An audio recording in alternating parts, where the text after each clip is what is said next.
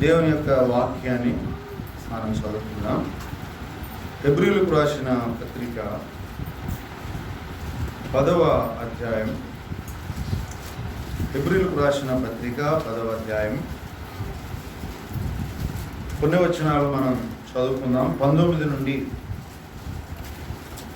కొన్ని వచనాలను మనం చదువుకుందాం ప్రియులారా. లేదా 24-25 వచనాలు మాత్రమే చదువుకుందాం మన సమయాన్ని బట్టి. కొందరు మానుకొనుచున్నట్టుగా సమాజముగా కూడుట మానక ఒకరినొకడు హెచ్చరించుచు ఆ దినము సమీపించుట మీరు చూచిన కొలది మరి ఎక్కువగా అలాగూ చేయుచు ప్రేమ చూపుటకును సత్కార్యములు చేయుటకును ఒకరినొకడు పురికొల్పవలెనని ఆలోచించాను. దేవుడు తన పరిశుద్ధ లేఖన భాగాలను మనందరి వినికిడిలో దీవించి ఆశీర్వదించునుగా. ప్రభునందు ప్రియమైన సహోదరులారా, హెబ్రీ పత్రిక 10వ అధ్యాయం అంటే బలులు అని మీరు గుర్తిస్తూ ఉన్నాం. బలుల కంటే శ్రేష్ఠుడు మన ప్రభు అయిన యేసుక్రీస్తు అని మనం ధ్యానిస్తూ ఉండగా 19వ వచనం నుండి 10వ అధ్యాయంలో మనము దేవుని సన్నిధిలో ఎలాంటి సహవాసం మనం చేయాలో హెచ్చరించాడు.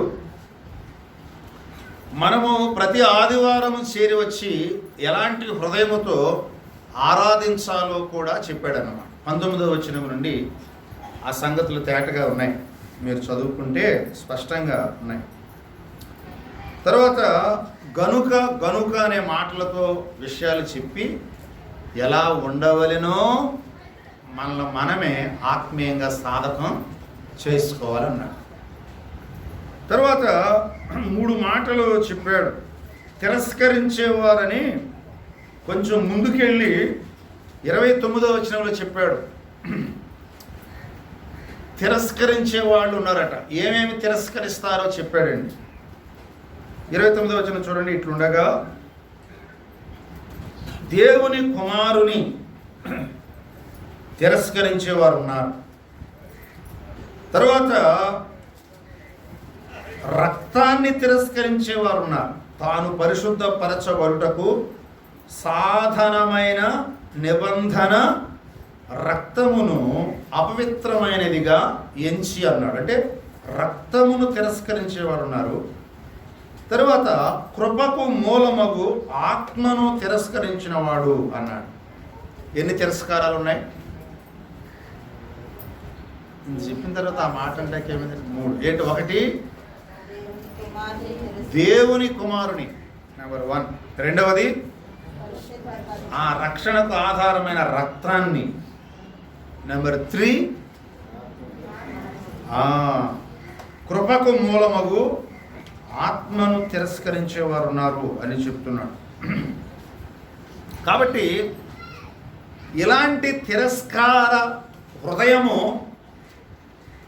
విశ్వాసులలో ఎవ్వరికి ఏ కోశాన ఉండకూడదు. తిరస్కార హృదయం ఉండకూడదు అంటున్నారమ్మా. నిద్రపోకండి, ఎవరు నిద్రపోరు. కొద్ది నిమిషాలు దేవుని వాక్యాన్ని వినండి. టీవీ పెట్టుకొని నిద్రపోండి, ఏం పర్లేదు, ఏం నష్టం లేదు. కానీ అది జరగదు.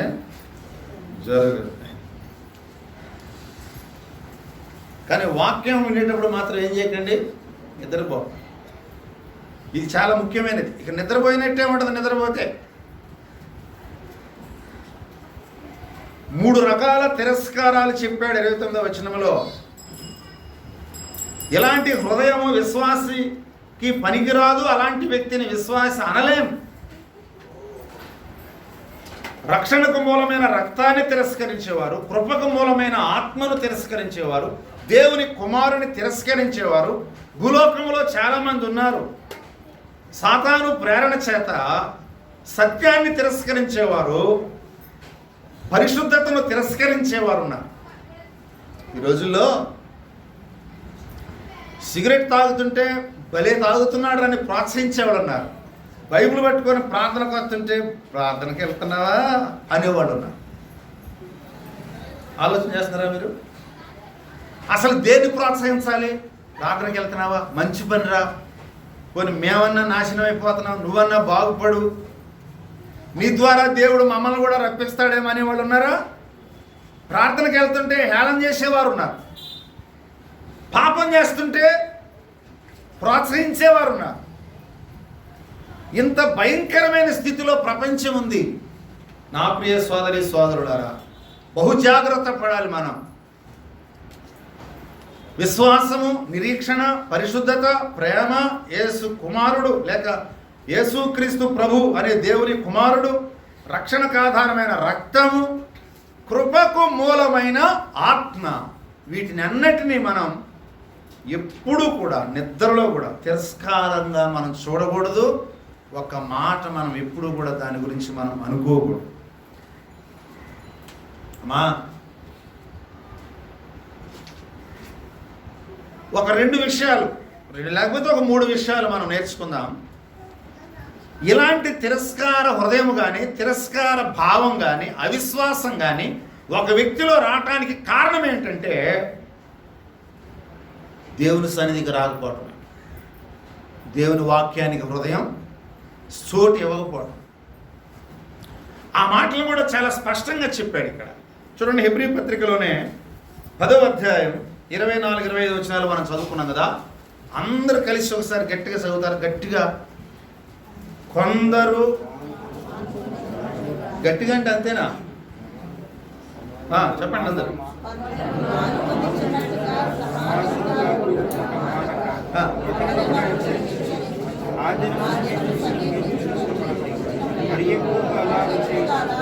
ప్రేమ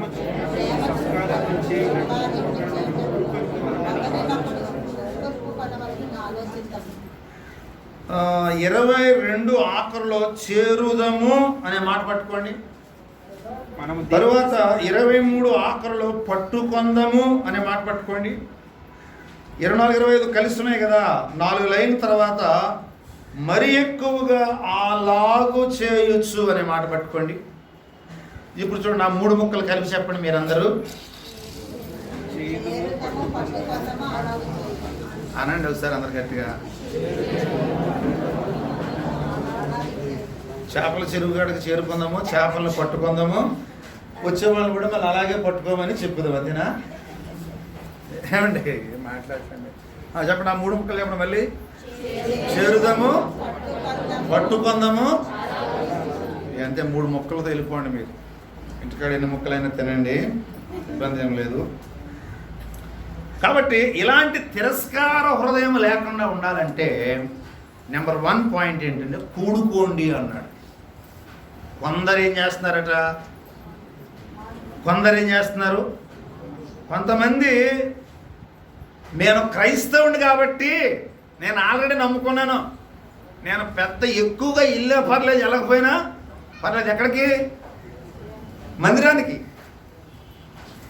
చాలామంది యొక్క ఆలోచన ఎలాగే ఉంది.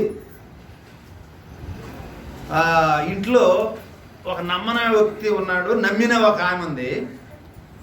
ఇదిగో ప్రార్థనకి వెళ్ళు అని నమ్మనోడు చెప్పాడు నమ్మినావిడికి. నమ్మని వ్యక్తి నమ్మిన వానికి చెబితే, ఇది జరిగిన విషయం చెప్తున్నానమ్మా, వినపడలేదా? కళ్ళు మూసుకొని వినకండి, మీరు ప్రొఫెసర్లు కాదు, మన సామాన్యమైన పరిశుద్ధులు.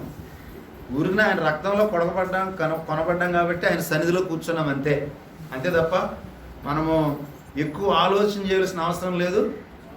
వ్యాక్సిన్ కనుక్కోక్కర్లు, ఆల్రెడీ కనుక్కున్నారు, అది కూడా ఇక నీ పని కూడా లేదు. ఏమి ఊరికిన వాక్యం వింటే సార్. ఏమన్నాడు ఆయన? చాలామంది ఇలాగే ఉన్నారు. ఆ నమ్ముకున్న ఆమెను చెప్తున్నాడు, ఏమన్నా నువ్వు ప్రార్థనకి వెళ్ళేవాడు, ప్రార్థన ఉంది కదా అన్నాడు. ప్రార్థన ఉంది కదా వెళ్ళంటే ఆమె అంటది, నేను ఆల్రెడీ నమ్ముకున్నాను, బాప్తిసం కూడా తీసుకున్నాను, నువ్వే అసలు వెళ్ళాలంటుంది. ఎవరిని అంటే ఈవిడ ఉద్దేశం ఏంటి? ఆవిడ చెప్పింది తప్పని అన్నమ్మా, రైటే. నిజంగా కావాల్సింది ఎక్కువ అవసరం ఎవరికి ఉంది? ఆయనకే ఉంది. కానీ ఎవరు తీసుకెళ్ళాలా? ఆ బాధ్యత ఎవరు తీసుకోవాలా? నువ్వు రోజు వెళ్ళటం అలవాటు చేసుకోవాలి. ఈ టైంలో నేను ఇంటికి వెళ్ళినా ఆవిడ అందుబాటులో ఉండదు, ఈ టైంలో భోజనం పెట్టమన్నా పెట్టదు, ఈ టైంలో ప్రార్థనకి వెళ్ళిపోద్ది అనేటటువంటి ఆ ఖచ్చితమైన ఆలోచన ఆ భర్తకో లేకపోతే నమ్మనవానికో ఉండాలి. అంటే అంత అలవాటు ఆ ప్రార్థన ఉంటే చాలు, వెంటనే వెళ్ళి ప్రభు సహవాసంలో ఉండేటటువంటి ఆ శ్రేష్టమైన అలవాటు నీకు ఉండాలి.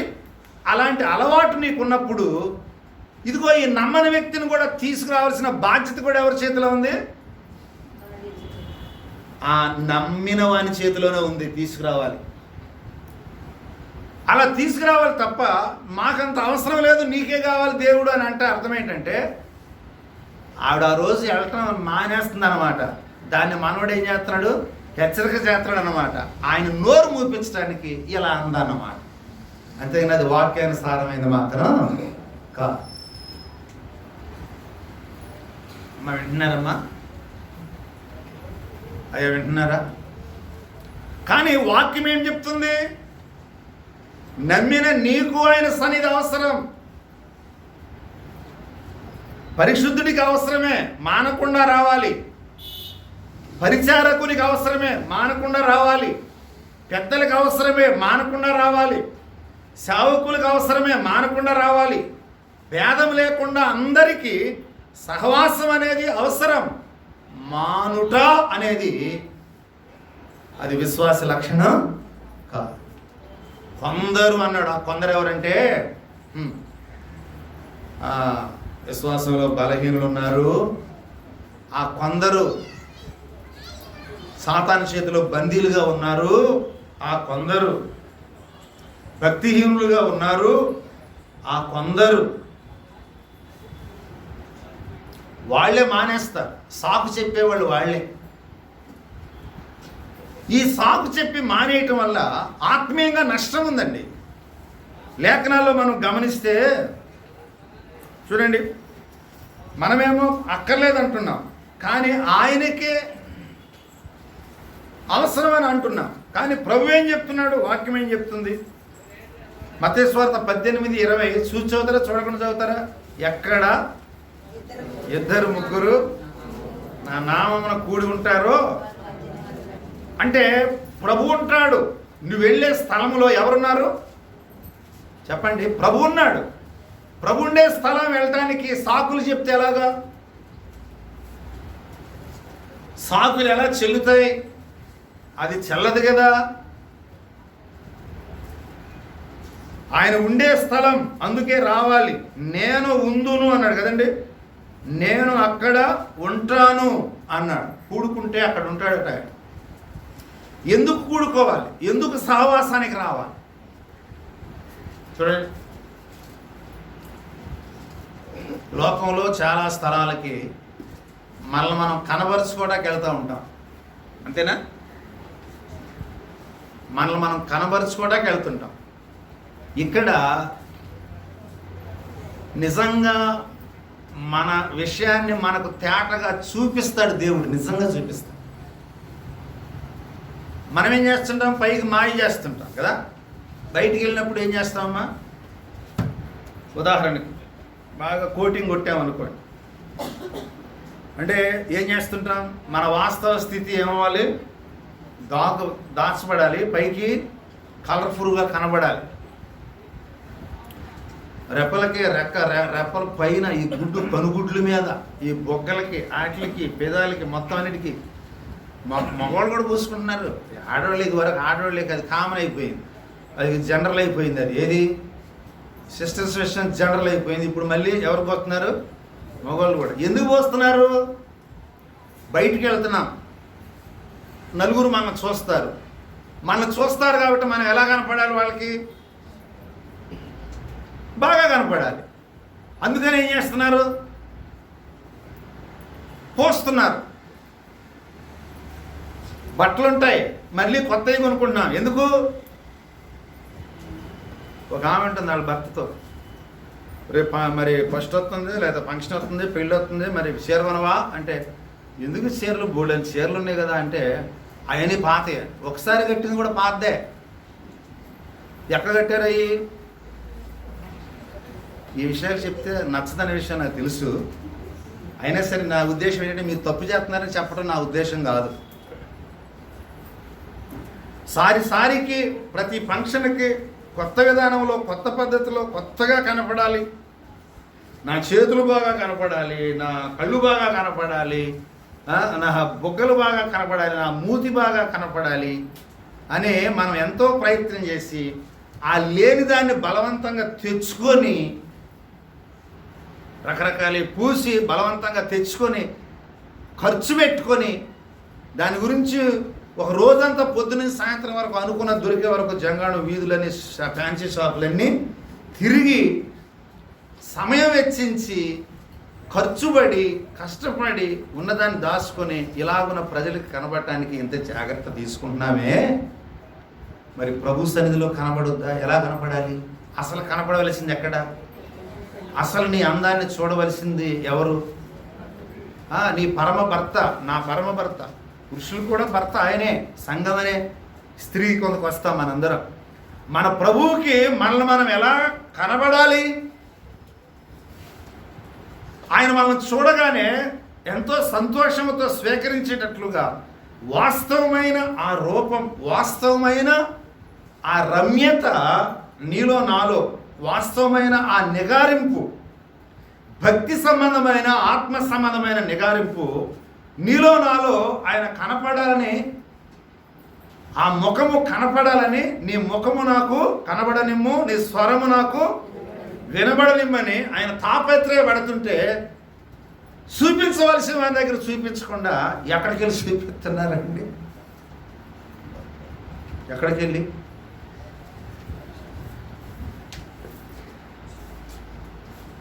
ఏదైనా ఫంక్షన్ ఉందనుకోండి, ముందు పిల్లలు యవనస్తులు ముందు రెడీ అయిపోతారు కదా. ఏదైనా ఫంక్షన్ ఉంటే మన ఇళ్లలో కానీ ఎక్కడైనా మన అందరి ఇళ్లలో జరిగేది చెప్తున్నా. అందుకనే మా ఇళ్లలో జరగదు, మీ ఇళ్లలో జరుగుద్దని చెప్పట్లే. జనరల్గా నేను చూస్తుంటాను. మామూలుగా ముందు రెడీ అయిపోయేది ఎవరంటే యవనస్తులు. రెడీ అయిపోయిన తర్వాత అమ్మా ఇదివరకు టీ టైం అయిపోయింది, టీ సుక్క పడలేదు, పాల ప్యాకెట్ తీసుకురా, నేను వెళ్ళను అనేది. రెడీ అయిన తర్వాత అమ్మ పాల ప్యాకెట్ తెమ్మంటావా అంటూ. ఎందుకు? ఇక మీకు అర్థమైపోయింది. అద్దెమ్మంటావా, ఇద్దెమ్మంటావా, బాబాయ్ ఇంటి దగ్గరికి వెళ్ళమంటావా, లేకపోతే అక్కడికి వెళ్ళమంటావా, లేకపోతే పలాంటి తెమ్మంటావా? ఏం చేయాలి ఇప్పుడు? వేసుకున్న దాన్ని డ్రెస్ అప్ అందరిని ఏం చేయాలి ఇప్పుడు? గళ్ళు చెల్లు అనుకుంటే ఏం చేయాలి? టైం ఉన్నా లేకపోయినా వెళ్ళి కావాలని పని కట్టుకుని కూడా మర్చిపోయి, అమ్మ అది మళ్ళీ మర్చిపోయినప్పుడు అతను మళ్ళీ పరిగెట్టి ఏదో మర్చిపోయి అనవసరంగా పరిగెడుతుంటే ఈసారి పరిగెట్టి ఎక్కడికి? ఇలాంటి వాళ్ళందరినీ అబ్జర్వ్ చేస్తుంటే ఆ మూల కూర్చొని నాకు బలి అనవద్దట. నేను కావాలని పిలిచి అదేంటి ఇదిగో ఇది తీసుకురాని పంపిస్తుంటా మళ్ళీ. ఎందుకని? సరదాగా. ఇప్పుడు నాకు వాక్యం వినపడుతుంటుంది వెనకాల నుండి. వాక్యం వినపడుతుందంటే నువ్వు ఈ పనికిమాలిన డ్రెస్సు అప్పుడే ఊడిపోతుంటాయి. అసెమికీలు ఇవన్నీ ఏమవుతాయేమో అప్పుడే. ఇప్పుడు మీరు కూర్చొని వెళ్ళిన తర్వాత సాపలు దొరుకుతుంటే ఎందుకు కనపడుతుంటే మనకి మీరు ఏడు బంగారం వజ్రాలు వేడిలు అనుకుంటాం మేము. ఏం కాదు, మొత్తం రాలిపోయే. ఈ రాలిపోయేదానికి అంత శ్రద్ధ తీసుకుంటే ఆత్మ సంబంధమైన సౌందర్యాన్ని ప్రభు మనలో కోరుతూ ఉంటే ఏం చూపిస్తున్నాం ఆయనకి? మసిపోకు ముఖాన్ని ఏం చేస్తున్నాం మనం? ఎర్రగా ఉండొచ్చు కాక నేను శరీర సంబంధమైన రంగును చూపించట్లేదు. ఆ ముడత ముఖం, ఆ సికిలి ముఖం, ఆ చీకటి ముఖం, ఆ శ్యామలో చెరులు పారే ముఖం, ఆ కణతల ముఖం, ఆ కంగారు గొడ్డు సూపుల ముఖం మీరు కాదండి. అసలు మీరెవరు? మీరు చాలా మంచి వాళ్ళు. అందులో మన వేగవరం వాళ్ళు ఇంకా చాలా మంచి వాళ్ళు. మంచి నీళ్ళు తాగుతున్నారు, మంచి అందంగా ఉంటారు, సంతోషమే. కానీ ప్రభు దృష్టికి ఆత్మీయంగా మన ముఖం ఎలా ఉంది అని అంటే అలా కనపడుతుంది. ఎవరికి? ఆ ప్రభువుకి ఎలా కనపడుతుంది మన ముఖం?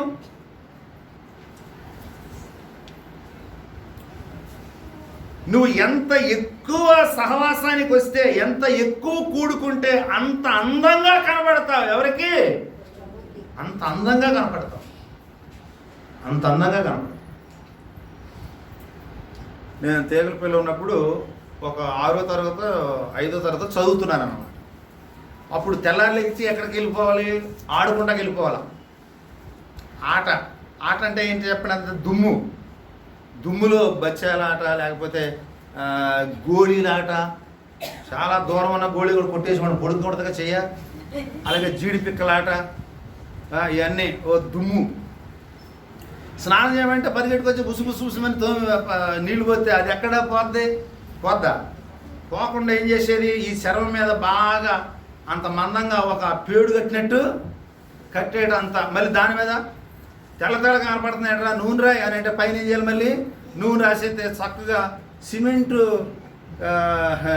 ఒండ్రు పెట్టినట్టు చక్కగా మందంగా తయారై. ఒకరోజు నా ఐశ్వర్యపేటలో కూడికి పెట్టిన తర్వాత బ్రదర్ సెబాస్టియన్ గారని, ఆయన ఇప్పుడు హన్మకొండలో ఉంటాడు, వరంగల్ జిల్లాలో డిప్యూటీ ఇంజనీర్గా పనిచేస్తున్నాడు, పెద్ద పోస్ట్ ఉన్నాడు ఆయన. అప్పుడు ఆయన ఐశ్వర్యపేటలో మామూలుగా ఫస్ట్ ఇంజనీరింగ్ జాబ్ వచ్చింది ఆయనకి. ఆయన క్వార్టర్స్ ఇచ్చారనమాట. ఆ క్వార్టర్స్లో ఆ దూరం ప్రయాణం చేయడం కుదరక నన్ను అక్కడ ఆపారు. నేను అక్కడ ఉన్నా. నిజంగా జరిగింది చెప్తున్నా. సెబాస్టియన్ గారు ఉన్నాడు, ఇంకొక సేవకులు ఎవరో ఉన్నారు. వాళ్ళ బంధువు అప్పుడే బాగా డబ్బున్న వాళ్ళు, ఆ బంధువు ఒకళ్ళు వచ్చారు, ముగ్గురు ఉన్నారు. వాళ్ళ ముగ్గురు దగ్గర నేను కూర్చొని ఉంటే ఏదో ఎర్ర జుట్టు వేసుకున్నలాగా, సింపురులాగా, ఏ మురికి మొహంలాగా కనపడుతున్నా నేను. మిగతా అప్పుడు ఆ తీగల పిల్లలు అందరు ఫ్రెండ్స్తో తిరిగి ఎలా కనపడుతున్నాను, వాళ్ళందరికంటే కొద్దిగా నేను ఎలా ఉన్నాను, బెటర్గానే కనపడుతున్నా. కానీ వీళ్ళ మధ్యలో కూర్చున్నప్పుడు ఎలా కనపడుతున్నానంటే ఏదో కొంచెం ఏదో తేడాగా ఉంది నాలో అన్నట్టుగా అనిపిస్తుంది. అప్పుడప్పుడు వెళ్తున్నాను, మొహం కడుక్కున్నాను, వస్తున్నాను, కానీ కుదరట్లే. నా ఇబ్బందిని ఆయన కొంచెం తెలివైన ఆ రోజులో ఇంజనీర్ కదా గుర్తించి, బాబు నువ్వు వెళ్ళిన తర్వాత కొంచెం నీళ్ళతో కొంచెం నానబెట్టుకొని కూర్చొని చిన్న పీస్ ఇచ్చాడు. ఆ రోజులోనే తోమకుండా పీస్ ఉంటుందని ఆ రోజులోనే తెలుసు ఆయనకి, నాకు తెలియదు. ఎట్లంటే అయిపోయింది మన పని అనుకుంటున్నాం మనం. పీస్ ఇచ్చి జాగ్రత్తగా శుభ్రం చేయమంటే అప్పుడు వస్తుందంటే నలుగు వచ్చినట్టు. ఏంటది, చక్కగా నలుగు వచ్చినట్టు వస్తుంది అనమాట. వస్తుంటే అదంతా శుభ్రమైంది. ఆ తెల్లారి అక్కడే ఉన్నా. 3 రోజులు ఉన్నానండి అక్కడ. 3 రోజులు ఉన్న తర్వాత అప్పుడు ఇంటికి వస్తే మా అక్కలు చూసి, ఏంటో చాలా అందంగా తయారవు, నేను ముద్దు పెట్టుకోవాలనిపిస్తుందో అంటున్నారు. ఎప్పుడు? అంతకుముందు నేనేగా, అప్పుడు ఎందుకని రాలేదు? ఇవన్నీ ఇలాంటి విషయాలు మనం చదువుతున్నప్పుడు నువ్వు సహవాసంలోనికి వస్తే దేవుడు నీ లోపాన్ని చూపిస్తుంటాడు. ఎక్కడ? సహవాసంలో. ఆ రోజు అక్కడ నేను లేకపోతే అప్పటి నుంచి మనం శుభ్రం అయ్యే పద్ధతి, స్నానం చేసే పద్ధతి మారిపోయింది. ఇక ఎప్పటి నుంచి? ఆ 3 రోజుల నుంచి మారిపోయింది. దీనికి కారణం ఏంటంటే ఆ సహవాసం. ఇప్పుడు ఎక్కడ 2-3 కూడుకుంటే వారి మధ్యలో నేను ఉంటానంటే, ప్రభు ఉన్నటువంటి ప్రభు సహవాసంలోనికి మనం వస్తున్నప్పుడు, ప్రభు తన వాక్యం చేత మనతో మాట్లాడుతున్నప్పుడు, మనం ఎంత అశుద్ధంతో ఉన్నామో వాక్యపు వెలుగులో మనకు అర్థమైపోతున్నప్పుడు మనం ఏం చేస్తాం? ఇప్పుడు ఒక్కొక్క దాన్ని క్లీన్ చేసుకుంటాం. ఇంటికాడ ఉంటే జరుగుద్ది అది? చెప్పండి. ఇంటికాడ ఉంటే జరగదు. ఆ పవిత్రుడైన ప్రభు సన్నిధికి, ఆ శ్రేష్ఠుడైన ప్రభు సన్నిధికి, ఆ నీతిమంతుడైన ప్రభు సన్నిధికి, ఆ పరిశుద్ధుడైన ప్రభు సన్నిధికి మనం చేరి వస్తున్నప్పుడు, ఆ దేవుని సహవాసంలోనికి మనం వస్తూ ఉన్నప్పుడు మన లోపమెంతో, మన లోటెంతో, మనం ఎంత తక్కువబడి ఉన్నామో, మన హృదయం ఎంత అసహ్యంతో ఉందో, ఎంత చీకటితో నింపబడి ఉందో, దేవుడు ఎలాంటి స్థితిలో ఉంటే అసహించుకుంటాడనే సత్యం వచ్చే కొద్ది నీకు నాకు అర్థమవుతుంది. కాబట్టి ఇప్పుడు దేనితో నలుగు పెడతాం చెప్పండి?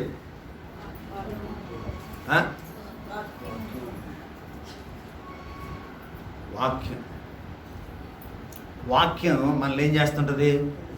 శుద్ధి బాగా నలుగు పెడతాం, నలుగు పెడతా ఉంటుంది.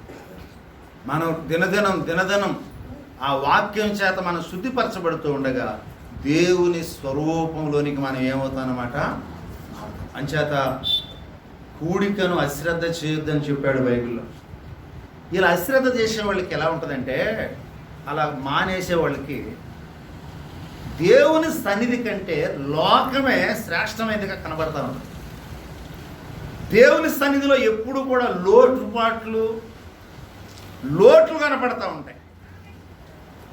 దేవుని సన్నిధిలో ఏదో ఒక లోటు ఎదుగుతూ ఉంటాం. వచ్చి ఆత్మీయ నేత్రాలతో ప్రభు వైపు చూడకుండా ఆ వచ్చిన కాసేపు, ఉదాహరణకి వారం అంతా మానేసి ఒక వ్యక్తి వస్తే, మన మంగళవారం రాలేదు, మన కూడికి రాలేదు, ఇప్పుడు బెదరేమని అంటాడా, పక్క ఆయన అంటాడా, మాట్లాడినప్పుడు బాగా పలకరించాడా, నవ్వుకుంటా పలకరించాడా, నవ్వు లేకుండా పలకరించాడా, మిటపించుకుంటా పలకరించాడా, అసలు ముఖం తిప్పుకున్నాడా, వచ్చిన కాడి నుంచి ఏం ఆలోచన చేస్తుంటాడు ఒక వ్యక్తి మానేసి వచ్చాడు. మధ్యలో గ్యాప్ వచ్చింది కదా, ఇవి ఉంటాయి మొత్తం. చాలామంది ప్రార్థన అయిపోగానే వందనాలు చెప్పి సంతోషంగా పలకరించబడ్డ కారణం ఏంటనుకుంటున్నారు? నాకు పలకరిస్తే మాత్రం మొన్న ఏమ్మా మన శుక్రవారం రాలేదంటే ఏంటి, రెండమ్మా దగ్గరే కదా అని అంటా నేను. అది నచ్చదు. మొన్న ఏంటి శనివారం రాలేదేంటమ్మా అని అడుగుతాం కదా, అది నచ్చదు.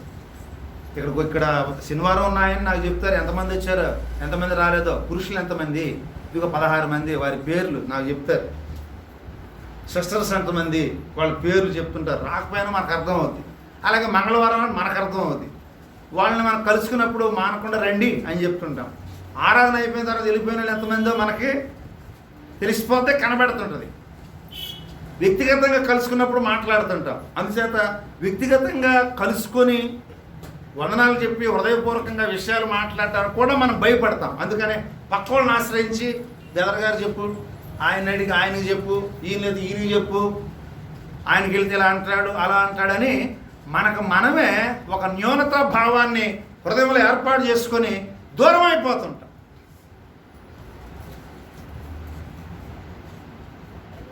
ఏమైపోతుంటాం? దూరం అయిపోతాం. కాబట్టి సహవాసంలో ఉన్నవాడు బలం కలుగు, సహవాసంలో ఉన్నవాడు ధైర్యం కలిగి ఉంటాడు, సహవాసంలో ఉన్నవాడు దేవుని రూపంలోనికి మార్చబడుతూ ఉంటాడు, దేవుని స్వరూపం ఆయన పోలిక చొప్పున మార్చబడుతూ ఉంటాడు. సహవాసం యొక్క అవసరత, సహవాసం యొక్క శ్రేష్టత దయచేసి గుర్తించాలని ప్రభు పేరట మనం చేస్తాం. అపోస్తలుల కార్యాల గ్రంథం 2వ అధ్యాయం 42వ వచనంలో ఏమన్నాడు? మనకు బాగా తెలిసింది. ఆది సంఘం ఏం చేస్తుంది?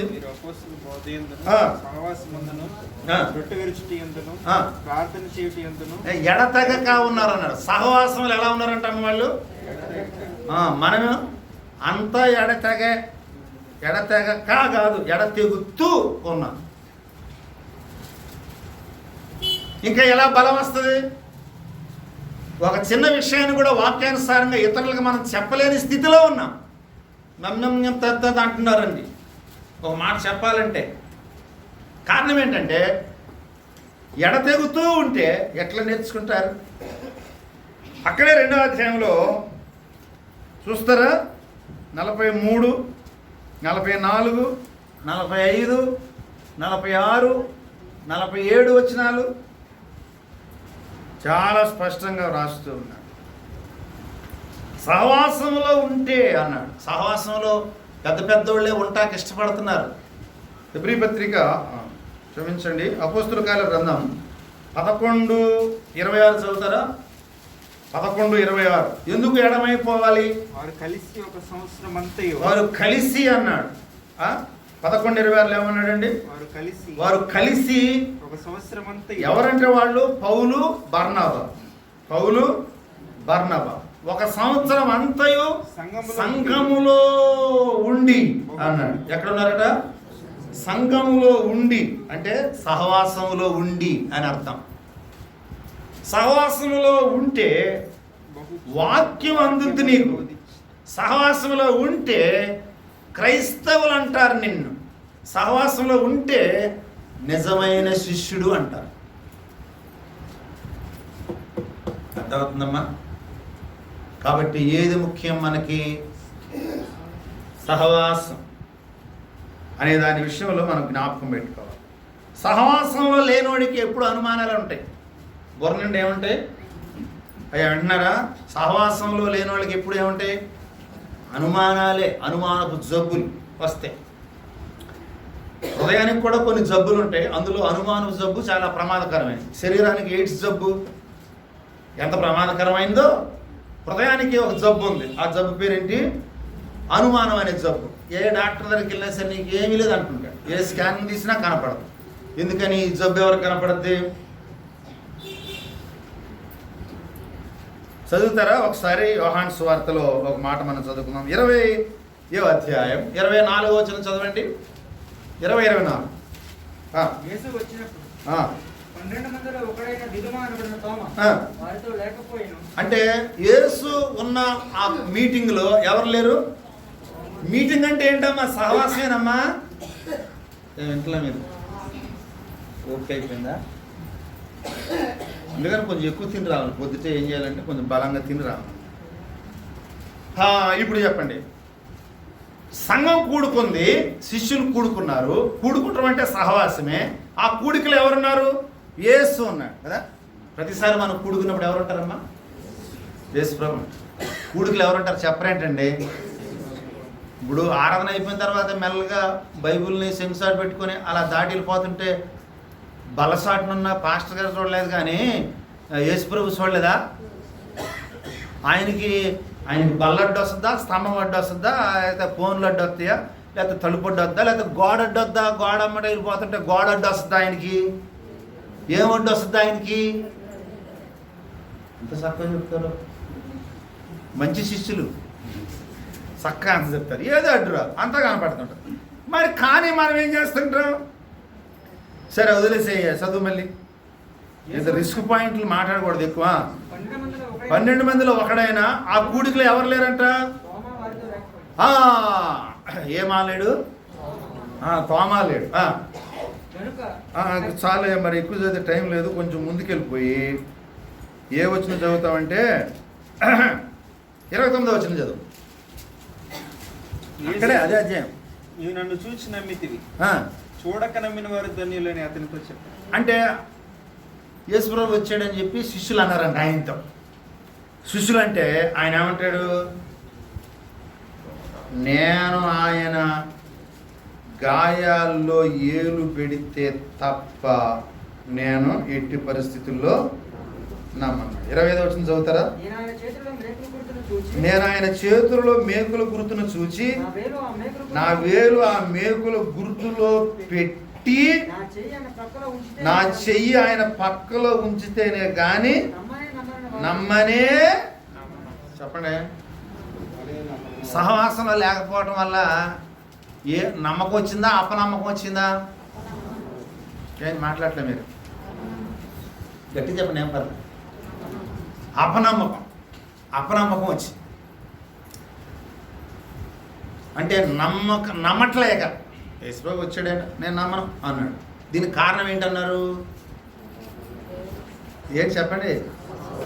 సహవాసంలో లేనోళ్ళు దేన్ని నమ్మరు.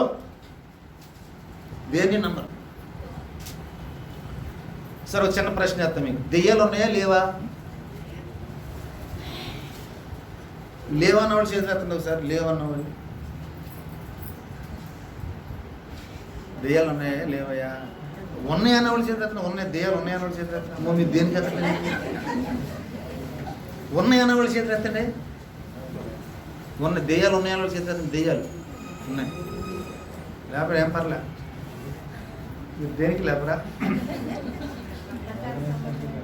దెయ్యాలు ఉన్నాయని బైబిలే చెప్తారు. అపవాది అంటే ఎవరు చెప్పండి? యేసుప్రభుని భూలోకం ఉన్నప్పుడు శోధించింది ఎవరు చెప్పండి? ఇప్పుడు కూడా జనాల్ని నువ్వు తాగరా ఏం పర్లేదు, ఎంజాయ్ చేయరా ఏం పర్లేదు అని చేపించేది ఎవరు అనుకున్నారు? వ్యభిచారం చేయమని, పాపం చేయమని, సెల్ ఫోను బాగా చూడమని, బాగా అతుక్కుపోయి మరి చూడమని, అలాగే టీవీ చూడమని, బాగా దగ్గరుండి మరి చూడమని, గట్టిగా చూడమని, ఇబ్బంది ఏమీ లేదని చెప్పేది ఎవరు? అన్ని పాపకార్యాలు చేయమని చెప్పాడు వాడే. అలాగే 38 ఏండ్ల నుండి దెయ్యము పట్టిన ఒక స్త్రీ సమాజ మందిరంలో ఉందని బైబిల్ రాశాడు. రాశారు? యేసుప్రభు గెరాసీనుల దేశం వెళ్ళినప్పుడు అక్కడ లెక్కకి 2000 దెయ్యాలు వచ్చినాయి. ఎక్కువే ఉండుంటే. ఎందుకంటే నేను ఇలా చెప్తే ఒక ఆయన దిగి ఏమంటే మీరు 2000 దెయ్యాలని ఎలా లెక్క పెట్టారు అన్నాడు. అంటే వినేవాళ్ళు గట్టోళ్ళే. అంచేత నేను ఆయనకి అవలేలుగా సమాధానం చెప్పి, ఎందుకంటే నేను వేగవరంలో ప్రసంగం చేసేవాడిని కదా, ఇక్కడ చేసేవాడు ఎక్కడైనా సమాధానం గట్టిగానే చెప్పచ్చు. అప్పుడు నేను అన్నాను అనమాట, కాదని ఎలా అనిపిస్తుంది నీకు అని. ఇప్పుడు 2000 పందులు అన్నారు కదండి, 2000 పందులు వెళ్ళిపోయి ఎక్కడికి వెళ్ళి ప్రపాతంలో పడినాయి కాబట్టి కనీసం ఒకటన్నా పట్టుకున్నది కాబట్టి 2000 అన్నయ్యా. నువ్వు అన్నట్టు 2 పట్టుకుంటే 4000 ఉంటాయి, 3 పట్టుకుంటే 6000 దెయ్యాలు ఉంటాయి అన్న. ఇన్ని వేల దెయ్యాలు ఒక్కడనే పట్టినాయా, నలుగురిని పట్టినాయా, 1000 మందిని పట్టినాయా, 2000 మందిని పట్టినాయా? ఒక్కడనే వేల దెయ్యాలు పట్టినట్టుగా ఉందమ్మా బైబిల్లో ఉంది కాబట్టి ఇబ్బంది ఏం లేదు. అయితే యేసుప్రభు నమ్ముకున్న వాడిని దెయ్యం ఏమన్నా చేస్తుందా? బైబిల్ ఆధారంగా మాట్లాడుకుందామా. యేసుప్రభు నమ్ముకున్న వాళ్ళ దగ్గరికి దెయ్యం వస్తుందా? దెయ్యం వచ్చి కూర్చుంటాడా? మాట్లాడతాడా? మాట్లాడండి మీరు, రాడా? మరి ఎప్పుడెప్పుడు బెదరు రాత్రి పడుకుంటే కిటికీలో ఊగుతుందండి. ఏంటని ఇలా చూడంగానే కొద్ది చెమటలు పెట్టేసి ఇలాగ పీకి ఇలాగ నొక్కేసి గుండెంతా బరువు అయిపోయిందండి. నేను గట్టిగా అరుపుతున్నా సరే లేగలేదండి. అప్పుడు ఈడే ఎవరు భర్తే అస్సలు లేగలేదంటే గుర్రు పెట్టి బాగా తన్ని పెట్టి మళ్ళీ నిద్రపోతున్నాడు. ఇలా నొక్కేసి నేను ప్రభు లోపల దేవా తండ్రి నాయన అనుకున్న తర్వాత చాలా సేపటికి అప్పుడు వచ్చిందండి అని అంటున్నారు. చాలామంది అంటున్నారు. వాళ్ళ ఇంటికి వెళ్ళి ప్రార్థన కూడా చేశాను కూడా. ఇక్కడ నేను చెప్పేది ఏంటంటే, యేసు ప్రభువుని నమ్ముకొని ప్రభు ఆత్మను కలిగి హృదయంలో ప్రభువుకి స్థానం ఇచ్చిన ఒక వ్యక్తి అంటే సాతానికి చాలా భయం. రాడు, ఆ ఏరియాకే రాడు, అసలు గట్టి మాట్లాడితే ఆ వీధికే రాడు. ఒకవేళ నువ్వు బస్సు దిగి వస్తున్నానికి నడిచి ఆడు ఇటు నుంచి వస్తున్నాడు, ఎందుకంటే ఆడు ప్రతి ఇంటి తిరుగుతుంటాడుగా, ఆడి పని ఎక్కడ విశ్వాసాల దగ్గరే. వాళ్ళకి రాత్రులే 1 గంటగా వస్తాడు. అందరు నిద్రపోతున్నప్పుడు రాత్రిలో వస్తాడా? రోజు పగలు కూడా తిరుగుతుంటాడా? పగల లేదు, రాత్రి లేదు ఆడికి. కాకపోతే మనకు భయం ఎప్పుడంటే అప్పుడే, ఎందుకంటే అందరు నిద్రపోయారు. అప్పుడే కుక్క అని అరుతుంది. ఇది ఎందుకు అరుతుంది అక్కడ? అరుతుందంటే అర్థం ఏంటి? మా పెద్దోళ్ళు చెప్పారనమాట, దెయ్యాలు రా కుక్కలకు ముందు కనపడతాయిరా. తర్వాత అమావాస్య రోజున ఎదురుకాళ్ళు పెట్టి పుడతాడు చూసావా, ఆడి మాత్రం కనపడ. మనుషులు వాళ్ళకే కనపడద్దంట. ఎప్పుడు పుట్టినోడికి? మీరు ఎప్పుడు చెప్పడం ఏం లేదా? మీరు ఎప్పుడు అమావాస్య రోజున ఎదురుకాళ్ళు వేసుకొని పుడతాడంట ఒకడు. ఆడికి మాత్రం ఏం కనపడద్దంట? కనపడద్ది. అలాగే కుక్కలకి, గబ్బిలాళ్ళకి, జంతువులకి ఏం కనపడతాడు? వాడు కనపడతాడు కాబట్టి అని అంటూ ఉంటారన్నమాట. ఈ మాటలు ఏం చెప్తానంటే, హెబ్రీలో కూడా ఇలాంటి భయాలు ఎక్కువ ఉన్నాయి అక్కడ. అందుకని మీరు ఎక్కువ సహవాసానికి వచ్చి బలపడండి. మీ వీక్నెస్కి, మీ భక్తిహీనత కారణం ఏంటంటే సహవాసంలో లేకపోవటమే, దేవుని శక్తిని ఆశ్రయించకపోవటమే. బలమైన వాక్యం అనే కత్తి, వాక్యం అనే ఖడ్గాన్ని హృదయంలో పెట్టుకోకపోవటమే, ప్రభువులో బలంగా లేకపోవటమే ఈ మీ బలహీనతకు కారణం.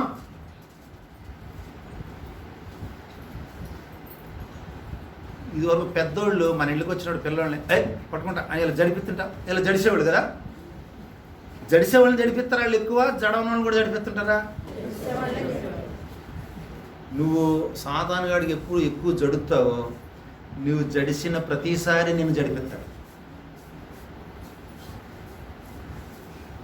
ఒక సేవకుడు అన్నాడు నాతోటి, సేవకుడు అన్నమాట, నేను రాత్రులు ప్రార్థన చేసుకునేటప్పుడు రీసెంట్గా అన్నాడు, నేను కళ్ళు తెరిచి మరీ ప్రార్థన చేస్తానండి అన్నాడు.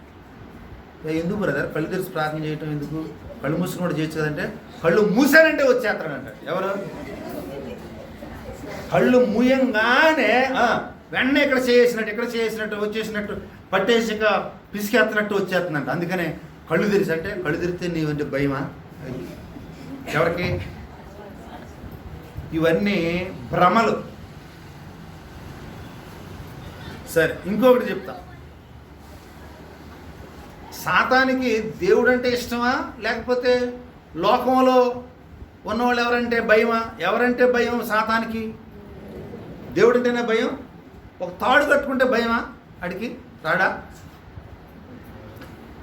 నిమ్మకాయలు తీసి నిమ్మకాయల మధ్యలో ఎండుమిరపకాయలు ఇలా పొడిచి దాని మీద పసుపును కుంకుమ రాసి ఆ 3 నిమ్మకాయలే, 4వది కాదు, 3 నిమ్మకాయలు ఏడ తీస్తే ఆడు దాడి వెళ్ళిపోతాడా? ఎవరు మాట్లాడండి. లేకపోతే లోకంలో ఎవరో ఈ ఈ సాతాను దైవ శక్తులు ఏవి కూడా రాకుండా నేను దానికి అంతరం కడతాను, మంత్రం చేస్తాను, చుట్టూరు ఈ రాత్రికి కంచి కట్టేస్తాను. ఎవరికి? కంచెను కట్టేసి బంధించేసి సీసాలోకి తీసుకొచ్చి సీసా మూత గట్టిగా పెట్టి దానికి మళ్ళీ దారాన్ని బాగా చుట్టి ఆయనతో పాటు తీసుకెళ్ళిపోతాను అని అంటాడు. ఏంటో తెలిసేదంతా మనకు భ్రమ కలిగించడమే. ఆ సీసా తీసుకెళ్ళేటప్పుడు మీరు ఎప్పుడైనా ఒకవేళ మీరు ఎవరైనా చేపిస్తే ఎవరైనా మా ఇంటికి రమ్మానండి. నేను నిజం చెప్తున్నా, ఎట్ ఎనీ టైం. ఇక అయిపోయింది, ఇక మొత్తం వచ్చేసింది, సీసాలో పెట్టేసాను, మూత పెట్టేశాను. ఇది ఎవరికి తెలియకుండా వెళ్ళిపోయి ఇక్కడ సముద్రంలో ఎక్కడ పడేస్తారు. అది నా ఆధారంలో నేనే మంత్రం వేసి మళ్ళీ ఆడు బయట రాకుండా నేను దీని ఏం చేస్తాను, భూమిలో దూరంగా పాతి పెట్టేస్తానని చెప్పిన వాళ్ళని మా బ్రదర్ గారు తీసుకురామన్నారని తీసుకురండి. ఆ సీసాని నా దగ్గరే పెట్టుకుంటా. నేను నిజం చెప్తున్నా బ్రదర్.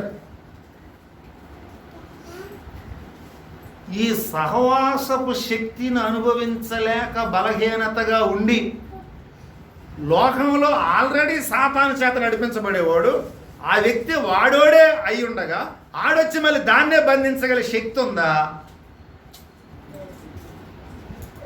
సాతానుని బంధించే శక్తి దేవునికి మాత్రమే ఉంది. నలతాలు కట్టించుకోవటం, దానికి అంతరాలు కట్టించుకోవటం, ఇంకోటి కట్టించుకోవటం, రకరకాలుగా కార్యక్రమాలు చేయటం అనేది అది సరి అయిన పద్ధతి, వాక్యానుసారమైన పద్ధతి మాత్రం కాదు ప్రియుల.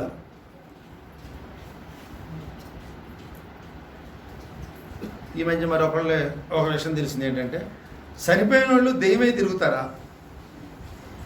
చనిపోయిన వాళ్ళు దెయ్యమై తిరుగుతారా? ప్రసంగ గ్రంథం ఏముంది బ్రదర్?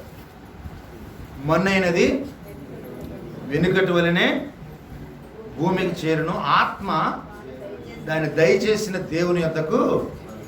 నేను మళ్ళీ చెప్తున్నాను, చనిపోయిన తర్వాత ఒక్క సెకను కూడా భూమి మీద ఆత్మ ఉండటానికి పర్మిషన్ లేదు. బైబిల్ పర్మిషన్ ఇవ్వలేదు. చిన్నపిల్లడుగా ఉండి చచ్చిపోయాడండి. యవనస్తురాలండి, ఏ కోరిక తీరకుండా చనిపోయిన వాళ్ళు భూలోకంలోనే దెయ్యమై తిరుగుతున్నారనే మాట వట్టిది. ఎవ్వరు నమ్మకండి విశ్వాసులారా. మీ ఇలాంటి వచనాలు, వాక్యాలు ఎన్నో లక్షల కోట్ల సార్లు ప్రకటన గ్రంథాన్ని ధ్యానించేటప్పుడు కూడా మీకు చెప్పాం. మీరు సహవాసం లేక వాక్యం వినక ఇవన్నీ నమ్ముతున్నారు. అది పిల్లోడు కానీ, పెద్దోడు కానీ, కోరిక తీరినోడు కానీ, తీరినోడు కానీ, పెళ్ళైనోడు కానీ, పెళ్ళి అవనోడు కానీ, ఎవ్వరు కూడా ఎంతో ఇష్టపడి ఇల్లు కట్టుకున్నాడు, గృహప్రవేశానికి చచ్చిపోయాడంటే గృహప్రవేశం రోజున చచ్చిపోయాడు. ఆ బిల్డింగు 20 లక్షలు పెట్టి కట్టుకున్న బిల్డింగ్ని 10 లక్షలకి అమ్మేసేసి వాళ్ళు వేరే ఊరు వెళ్ళిపోయి దిక్కుమాలితనంగా మారిపోయి అబాస్పాలైపోయి పెళ్ళి గృహప్రవేశం రోజునే చనిపోయాడు. అన్న వెంటనే ఎంత ఇష్టంతో కట్టించుకున్నాడు రా. ఆ రోజునే చనిపోయాడు కాబట్టి ఆ ఇంట్లో ఎప్పుడు ఇక ఎవరుంటారు? ఆడే ఉంటాడు. ఇదంతా ఒట్టి అబద్ధం. ఒక్క సెకను కూడా ఇలా బయటకు వచ్చిన తర్వాత ఆత్మ ఒక్క సెకను కూడా భూలోకంలో ఉండటానికి ఆయనకి సెలవు. ఆ నాన్నగారు చనిపోయిన తర్వాత ఇప్పుడు దగ్గర 46 మందిని పాతి పెట్టాను నేను. ఎంతమందిని? కోవిడ్తో ఒక 7గురిని పాతి పెట్టాను. 7గురు కోవిడ్ కేసులు. జంగార్జుడం సంఘంలో 4. ఈ 46 మందిలో ఒక్కడు కూడా కనపడలే నాకు. ఎప్పుడు ఒక్కడు కూడా కనపడ. అందరికి దగ్గరుండి మరి తలకాయ కాడుండి ప్రసంగం చేసేది నేనే ప్రతి ఓడికి. ఎక్కడుండి ఆ తలకాయలు చూస్తే ఆ పళ్ళు అవన్నీ కూడా చక్కగా ఆ పౌడర్ కూడా వాటి మీద ఒక్కోసారి అవివేకం చేస్తుంటే పడి కొత్త రూపంలో కనపడుతుంటారు చూస్తే.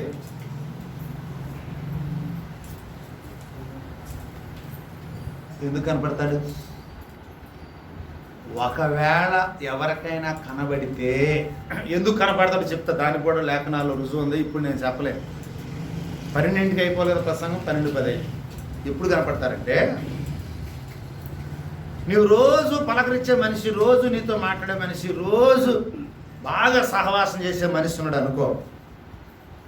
ఆ చనిపోయిన వెంటనే ఆ వ్యక్తిని నువ్వు చూసిన తర్వాత ఆ తెల్లారి ఆ గొంతుకుతో మాట్లాడుతున్నట్టు, అలా కదులుతున్నట్టు, అలా వస్తున్నట్టు, అలా ఆలోచన చేసి నువ్వు ఎక్కువగా ఒక వ్యక్తి గురించి ఆలోచన చేస్తే సాతాను నువ్వు ఆ వ్యక్తిని ఆలోచన చేస్తూ భయపడుతున్నాను. వాడు కూడా ఆత్మరూపే, శరీరంతో ఉండడు. వాడు గుర్తించేస్తాడు. కాబట్టి ఒకవేళ, నాట్ ఆల్ ద టైమ్స్, ఒకవేళ ఆ రూపంలో సాతాను ఆ రూపాన్ని వేసుకొని నీకు కనబడొచ్చాము. అది కూడా వాక్యాధారం అని కాదు. సాతానికి వెలుగుదోత వేషం వేసుకునే అలవాటు ఉందని బైబిల్ చెప్తుంది. వేషం వేసుకొని అలవాటు ఉందని బైబిల్ చెప్తుందా లేదా? వెలుగుదోత అంటే దేవునిలాగా కూడా కనపడతాడు. రేపు అంత్యకాలంలో క్రీస్తు విరోధి నేనే క్రీస్తునని చెప్తాడు. అంటే ఎవరు వేషం వేసుకున్నాడు? సాతానే యేసుప్రభు వేషం వేస్తున్నాడు. సాతానే ఇంకొక వేషం వేస్తాడు. వేషం వేసేటటువంటి ఆ శక్తి వాడికి ఉంది. ఆ రూపం మార్చుకునే శక్తి వాడికి ఉంది. నువ్వు ఎవరంటే భయపడుతున్నావో వాడి రూపంలో వాడు కనబడతాడు. అవసరమైతే వాడు కనబడతాడంటే తప్పెవరిదంటే నీదే. నువ్వు ఆత్మీయంగా లేవు, బలంగా లేవు, బలమైన వాక్యం నీలో లేదు, సహవాసనలు లేవు. లోకంలో ఉన్నవాడు మీకంటే బలవంతుడే, కానీ నేను వాడిని జయించి ఉన్నాను. కాబట్టి మీరేమీ భయపడవలసిన అవసరం లేదు. నన్ను మీ హృదయంలో పెట్టుకోండి సార్. నేను వాడిని జయించాను కాబట్టి మీరు కూడా వాడిని ఏం చేస్తారు? జయిస్తారు. ప్రియమైన సోదరి సోదరుడా, ఇలాంటి ప్రతి బలహీనమైన కార్యాలు విశ్వాసంలో కనబడుతున్నాయంటే దాని అర్థం ఏమిటి? దేవునితో సహవాసం నీకు లేదు అని, ఆ వాక్యం శక్తిని నీవు పొంది ఉండలేదు, ఆత్మీయ నేత్రము తిరుగుబడి ఉండలేదు, ప్రభుత్వ సన్నిహిత సంబంధం నీకు లేదు. అందుకనే రకరకాల భయాలు వ్యక్తుల్లో చోటు చేసుకుంటూ ఉన్నాయి. అలాగే అనుమానాలు. నేను ఇప్పుడు ఈ మాట ఏం చెప్పానంటే, తోమాకి ఏం కలిగింది? సహవాసములు లేకుండా ఉంటే అన్ని రకాల అనుమానాలు. నీ మనుషుల యొక్క అనుమానాలకు పరాకాష్ట ఏంటంటే తాయిత్తు, ఎంట్రుకలు తాళ్ళు, కాశీ తాళ్ళు, ఎర్రదార. అనుమానాలకు పరాకాష్ట. నమ్మిన దేవుని యొక్క శక్తిని గుర్తించక రకరకాల వాటి మీద నువ్వు ఆధారపడటం అనేది అది వాక్యానుసారమైంది. దీనికి కారణం ఏంటంటే సహవాసంలో దేవుని శక్తిని ఎరుగకపోవడమే తప్ప మరొకటి ఏమీ లేదు. ఒక మాట మనం జ్ఞాపకం చేసుకొని మనం ముగిద్దాం. 9వ అధ్యాయం హెబ్రీ పత్రిక 28వ వచనం చదువు. 9:25. అలాగుననే క్రీస్తు కూడా అనేకుల పాపములు భరించుటకు ఒకసారి అర్పించబడి తన కొరకు కనిపెట్టుకొని ఉండువారి రక్షణ నిమిత్తము పాపము లేకుండా రెండవసారి. అంటే ప్రభు ఏం చేయబోతున్నాడు? ఆయన రాబోతున్నాడు. ఆయన ఏం చేస్తున్నాడు చెప్పండి? రాబోతున్నాడు. కాబట్టి ఓ విశ్వాసి, ఆ సమయము సమీపించుట మీరు చూసుకోవాలి. మరి ఎక్కువగా అలాగూ చేయొచ్చు అన్నాడు కదా. మరి ఎక్కువగా ఎక్కడికి రావాలి? కూడుకోవాలి, సహవాసములో వాక్యం వెలుగులో ఉండాలి. మరి ఎక్కువగా చేయండి. ఎందుకంటే ప్రభు రాబోతున్నాడు. ఆయన ప్రత్యక్షం కాబోతూ ఉన్నాడు. ఏ క్షణం వస్తాడో మీకు తెలియదు. కాబట్టి జాగ్రత్త కలిగి, మెలకువ కలిగి, ఆత్మీయ శక్తి కలిగి ఉండాలి. ప్రియ సోదరి సోదరుడా, ఈరోజు ఆయన రావచ్చు, ఈ రాత్రికే రావచ్చు, రేపే రావచ్చు. ఆయన త్వరగా వస్తానని చెప్పాడు. ఆయన రాజుగా ప్రత్యక్షం కాబోతూ ఉన్నాడు. మొదటి రాకడలో గొర్రెపిల్లగా వచ్చాడు.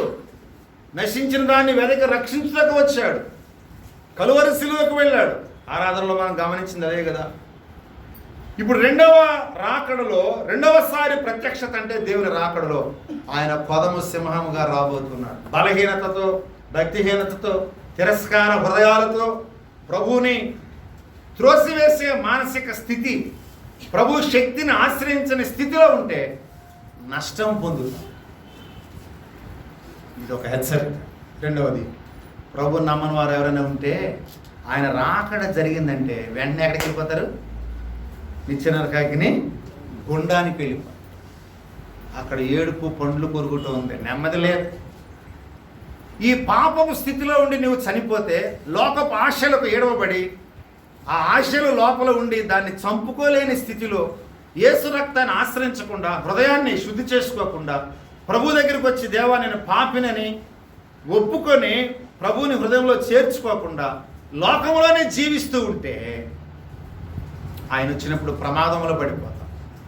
లేదా ఈ లోపులో నీవు లోకాన్ని విడిచిపెట్టే పరిస్థితి, ఎందుకంటే మన జీవం ఏపాటిది, ఆ పరిస్థితి వచ్చి నిత్య నరకాగ్ని గుండానికి వెళ్ళి.